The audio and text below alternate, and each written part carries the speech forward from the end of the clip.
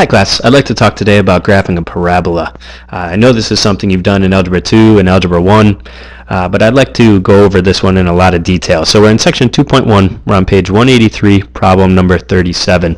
Alright, the directions here ask you to use completing the square to describe the graph and then support your answer graphically. But I'm just going to talk about this one from many different angles and go into this in a lot of detail. Okay, so let's get started. When you graph a parabola, you got to know the vertex. All right, so that's one of the important things that you need to start with for every problem where you graph a parabola. Okay, there are two ways to do it. First is use this guy right here. X equals negative b over 2a. That'll give us the axis of symmetry, which also gives us the x coordinate of the vertex.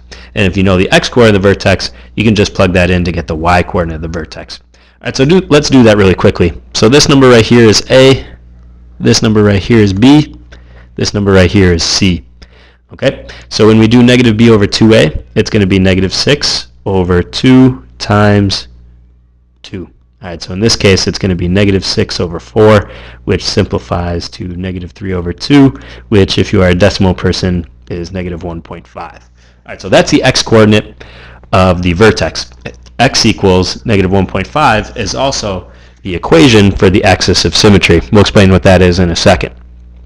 If you want to find the y-coordinate of the vertex, you take this negative 1.5 and you plug it in here and here, and then you evaluate this whole expression, and I think you'll find that when you evaluate the function f at negative 1.5, you will get a value of 2.5. All right, so there's our vertex, negative 1.5, comma 2.5. All right, but I want to go over in a little bit of detail another way to do this problem, completing the square.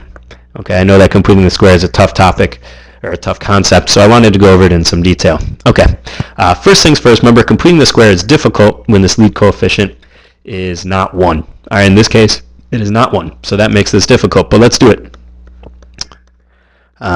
Remember when we did completing the square before, I said let's get that constant out of there. All right, in this case, we could bring it over to this side, but instead I'm just going to move it way over to the right. Okay, and then we're going to complete the square on these first two terms. Okay, instead of dividing by 2 in this case, I'm going to just factor it out. All right, but notice I'm leaving the constant out of it. All right, so we're just pushing that to the side. We're carrying it through each step, but we're keeping it out of the way. All right, so now remember we want to look at this b value. Cut it in half, 1.5, and then square it.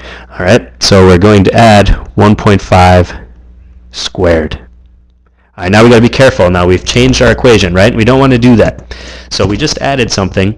So to keep things even, we want to subtract it off. All right, but be careful. We can't subtract 1.5 squared, right? Because really, that 1.5 squared is being multiplied by 2, isn't it?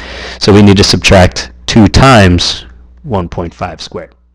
All right, so now let's continue going through. Let's factor some things out. So when we factor this, we're going to have x plus 1.5 squared. And then we have 1.5 squared. Let's see, 1.5 is 3 over 2. So 3 over 2 squared is going to be 9 over 4. And then we have 2 times that, so 9 over 2. 7 minus 9 over 2. 9 over 2 is 4.5, so 7 minus 4.5 is 2.5. All right, if you need to pause the video right now and figure some of that out, that's cool. But here we are right now, and this is a great form to be in. This is vertex form. Okay, remember vertex form looks like this. Equals a times x minus h squared plus k. Okay, where h is the x-coordinate of the vertex and k is the y-coordinate of the vertex. All right, so notice we got the same vertex, right? Negative 1.5, 2.5. All right, so either way, we got the vertex by using x equals negative b over 2a. That gave us the x-coordinate, and then we plugged it in to get the y-coordinate. Or we got the vertex by completing the square. Okay, we got the same thing. All right, so there's our vertex. That's great. Now let's think about graphing this. Okay, so if we have our graph, I know that the vertex is going to be negative 1.5, 2.5, so maybe somewhere like that. There's our vertex. And we know that this parabola is going to open upwards because our a, our lead coefficient, is positive. So it's going to open upwards. So it's going to look something like this.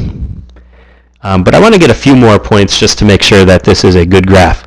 First off, I can figure out this value pretty easy, right? I know that x is 0 there. And when x is 0, that's 0, that's 0, so it's just 7. So that point right there is 0, 7. And since these are symmetrical, I knew that I went 1.5 over this way, so I got to go 1.5 over this way. So the value of this point right here is negative 3, 7. Remember, these are always symmetrical, right? So remember I said that this was the equation of axis of symmetry? That's this line right here. Okay, so in the next slide, I have a way better graph. Okay, so here I got a little help from GeoGebra. Just like we found before, our vertex is negative 1.5, 2.5, and we found the point 0, 7, because when x is 0, the y value is 7. And then, since it's symmetrical, I know that at negative 3, we should also have a y-coordinate of 7. Then also, I want to show you how to get these points right here. A little bit of a trick. You look at this a value, and from the vertex, you go up whatever that a value is. All right, so I went up 2, and then I go out 1 and out 1. Okay, so these points are going to be 1 unit away in the x direction. So let's see, that's going to be negative 0.5, and then 2 units up in the y direction, so 4.5. And then we have symmetry here, so this is going to be negative 2.5, and the same y value, 4.5. All right, so here's a pretty good darn graph of our parabola. We talked about it many different ways. We know it opens up because a is positive. We know it opens pretty steeply up because it's positive 2. And that helped us get these points right here. We know that the y-intercept is going to be 7. And we found the vertex 2 different ways. We completed the square, and we also used the little trick x equals negative b over 2a. All right, if you have any questions, please ask them in class.